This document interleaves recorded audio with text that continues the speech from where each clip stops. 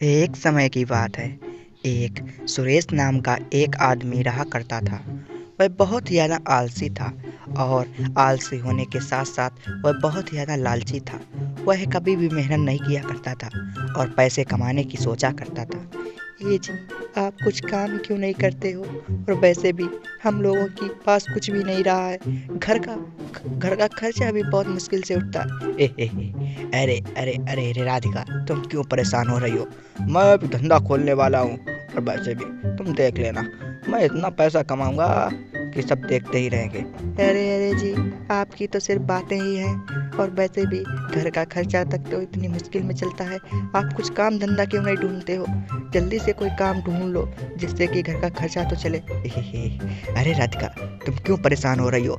मैं कोई काम धंधा जरूर ढूंढ लूंगा और वैसे भी अब हमको काम मैं ऐसा ढूंढूंगा जिसमें कम मेहनत हो और अधिक मुनाफा हो। और तुम इस बात की टेंशन मत लो। चलो चलो, जाओ जाके अपना काम वाम करो जाके। और मुझे वो थैला दे दो, मुझे बाजार जाना है। अरे अरे जी, मैं काम तो करने जाऊंगी, पहले आप कोई काम क्यों नहीं ढूंढते हो? अरे मैंने कहा ना, मैं काम ढूंढ लूंगा। अब जाओ जाओ, जल्दी जाओ, वो थैला दो जाके, मैं बाजार में जा रहा हूँ और यदि कुछ चाहिए तो बोल दो, मैं बोल लेके आऊँगा। तभी राधिका थैला दे देती है और सुरेश उस थैले को लेकर चल देता है। अरे यार, बहुत थक गया हूँ, कहाँ पर बैठूं? चलो वहाँ आगे पेड़ के पास बैठ जाता हूँ। तभी सुरेश ऐसे ही चलते चलते एक पेड़ के नीचे बैठ जाता है। अरे यार, राधिका बात तो सही कह रही थी, हैं? मुझे तो कोई काम धंधा ढूंढना पड़ेगा, हैं? और वैसे भी ऐसा क्या काम करूं जिसमें मेहनत कम हो और मुनाफा ज़्यादा हो, हैं? अरे यार, कुछ ना कुछ सोचना पड़ेगा। तभी सुरेश के ऊपर एक फल गिरता है। अरे ये क्या, आम गिरा? अरे यार, कहीं आम का यदि मैं व्यापार करूं तो उसपे तो फायदा ही फायदा है। पर पर उसके लिए तो मुझे बीज चाहिए। बीज लाऊंगा तो उसमें पेड़ लगाने पड़ेंगे। वो तो काफ़ी दिनों में तैयार होंगे यार, हैं? उतने में मैं क्या करूंगा? मुझे कुछ ना कुछ तो उपाय ढूंढना ही पड़ेगा, हैं? पेड़ों से बढ़िया क्यों ना मैं इन फलों को ही तोड़ लूं और इन्हीं को ही बाजार में बेच दिया करूंगा। अच्छा खासा मुनाफा होगा। और यदि मंडी से मैं आम को खरीदूंगा और फिर उसे बेचने जाऊंगा, अरे बाप रे, बहुत मेहनत है, इतना कुछ नहीं हो पाएगा। और वैसे भी उसमें मुनाफा भी नहीं ज़्यादा होगा।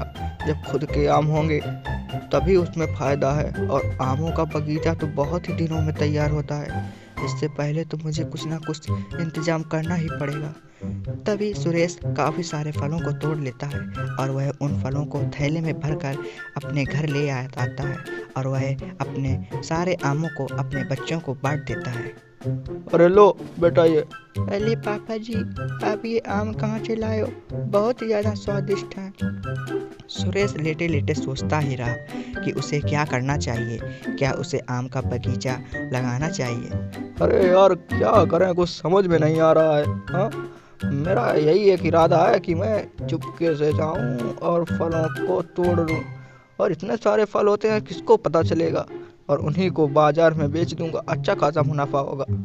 तभी प्रातः काल होते ही सुरेश अपनी पत्नी राधिका से फिर से थैला मांगने लगता है और काम करने की बात करता है। ये जी, अब आपने क्या काम किया है? हाँ, हमको भी तो बताओ, क्या काम करने के लिए जा रहे? अरे अरे, तुम आम गिनो, गुठलियाँ मत गिनो। और वैसे भी जाओ, थैला लगा के।